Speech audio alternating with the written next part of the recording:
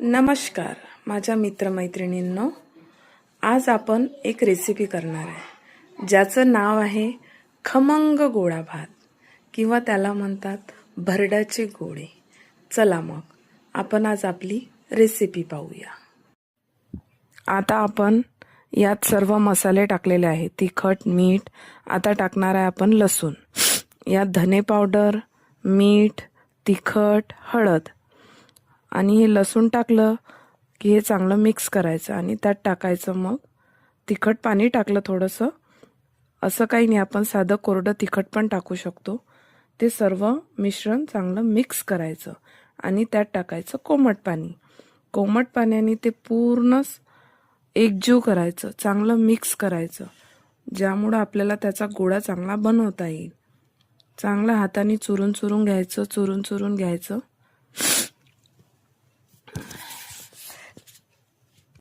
मग यात थोडं आपण तेल टाकूया. गरम केलेलं जे आपल्या घरी तेल असते किंवा आपण थोडंसं करू पण शकतो. थोडं गरम तेल टाकायचं आणि जसं जसं मिक्स करायला आपल्याला पाणी लागेल तसं तसं घेत राहायचं. तो थोडा असा मिक्सचर त्याचं असं थोडं ढिलं झालं पाहिजे. खूप घट्ट असेल तर त्याचे गोळे कडक येतात. पूर्ण मिक्स करायचं, एकजीव करायचं हाताने. हे पूर्ण मिक्स झालं. हे खायला इतके टेस्टी लागतात, म्हणजे हे थोडीशी गावरानी रेसिपी आहे पण एक नंबर लागते. आपलं जे जाडं बेसन असते ना, ही त्याची बनलेली आहे. थोडं जाडं बेसन घ्यायचं आणि असा मग चांगला एकजीव करून आपल्याला असा गोळा तयार करायचा आहे. एक गोळा झाला की त्याचे असे छोटे छोटे गोल बनवायचे. हे पूर्ण मिश्रणाचे पहिले बनवून ठेवायचे गोळे. असं एक एक आपलं मिश्रण 2 वाटी होतं. 2 वाटी मिश्रण घ्यायचं. त्यात आपल्या चवीनुसार मीठ, तिखट टाकायचं. 2 वाटीचे भरपूर गोळे होतात. समजा आपल्या घरी जर 7-8 जण असेल तर 2 वाटीमध्ये सगळ्यांचं होते. असे छोटे आपण गोळे करून घ्यायचे. चवीला खूप छान लागतात. आमच्या घरी सगळ्यांना खूप आवडते. असे छोटे साईजनी गोळे बनवून घ्यायचे. आता याचे आपले 10-12 तर होतीलच.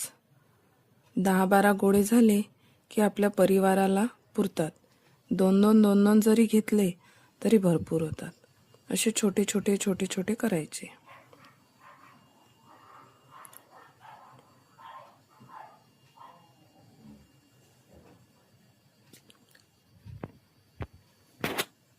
नाही ते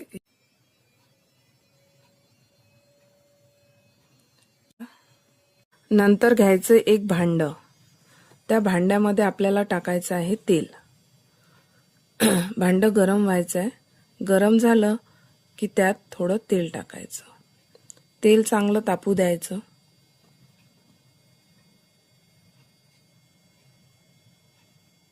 तापलं की चांगला लसूण कुटून घ्यायचा. आपल्याला त्यात फोडणी घालायची.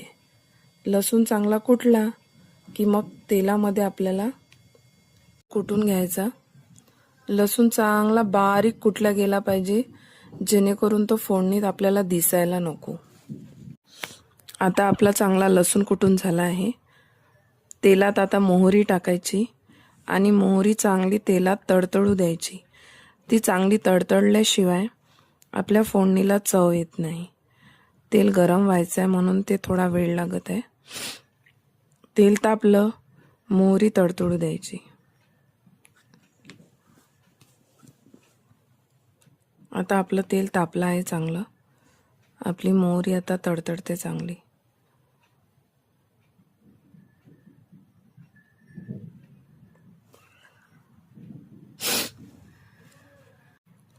आता मोहरी चांगली आपली तडतडत आहे.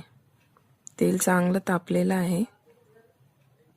त्यात आपल्याला सगळं फोडणीचं सामान टाकायचं आहे. मोहरी चांगली फुटली की आपण त्यात एक घालू. कढीपत्ता पण आणून ठेवायचा.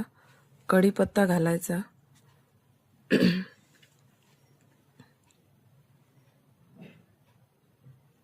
आता कढीपत्ता चांगला शिजू द्यायचा. नंतर त्यात लसूण, लसूण चांगलं फोडणीत तेलात आपल्या होऊ द्यायचं, त्याच्यामुळं चांगला स्वाद येतो. कढीपत्ता आणि लसूण टाकलेलं आहे. आता आपण त्यात आपले सगळे फोडणीचं सामान टाकूया. धने पावडर, हिंग. आता पहिले टाकलाय आपण तेलात हिंग. हिंगाने खूप चांगली चव येते. त्यात नंतर हळद,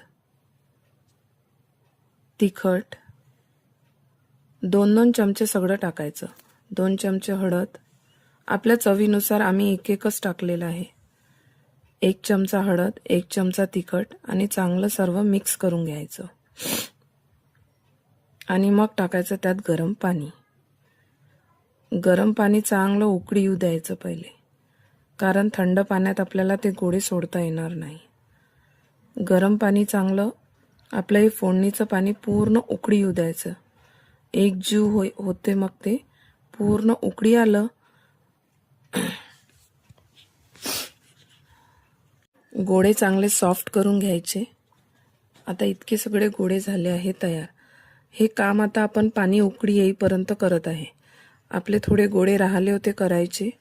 आता पाणी उकळी येईपर्यंत आपल्याला काम पाहिजे, म्हणून आपण आता हे पाणी उकळी येईपर्यंत गोळे बनवत आहे. आताचा एक एक गोळा बनवत जायचा. 2 वाटीचेच भरपूर गोळे बनतात. आणि फक्त एवढं लक्षात ठेवायचं की याला जाडं बेसन पाहिजे, म्हणजे थोडं हाताला चरचर लागलं पाहिजे. आपल्या सॉफ्ट बेसनाचे जर केले तर त्याला इतकी चव येत नाही आणि असे गोळे पण बनत नाही. आणि गरम पाणी घालायला तर बिलकुल विसरायचं नाही. आता आपलं पाणी चांगलं उकळी आलं आहे. जे फोडणी दिलं ना आपण ते, त्यात असा एक एक हळूहळू गोळा सोडत जायचा. पाणी उकळी आल्याशिवाय त्यात गोळा सोडायचा नाही, कारण ते मग चांगले शिजत नाही आणि फुटून पण जातात. त्याच्यासाठी आपल्याला पाणी उकळी आणून देणं एकदम आवश्यक आहे. मग यात पूर्ण गोळे सोडून द्यायचे. जेवढे आपले तयार झाले ते पूर्ण गोळे त्यात एक एक सोडायचा.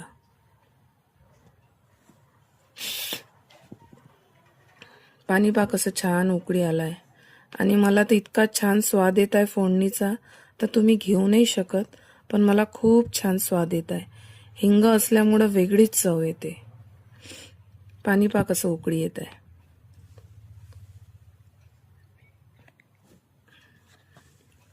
आता आपले पूर्ण गोळे टाकून झालेले आहे. पहा कशी शिजत आहेत. थोड्या वेळाच्या आता आपण हे गोळे फोडणी घातले. हे चांगलं उकळी आलं आहे. यावर आता आपण झाकण ठेवायचं. झाकण ठेवून 10 मिनिटं चांगले शिजू द्यायचे.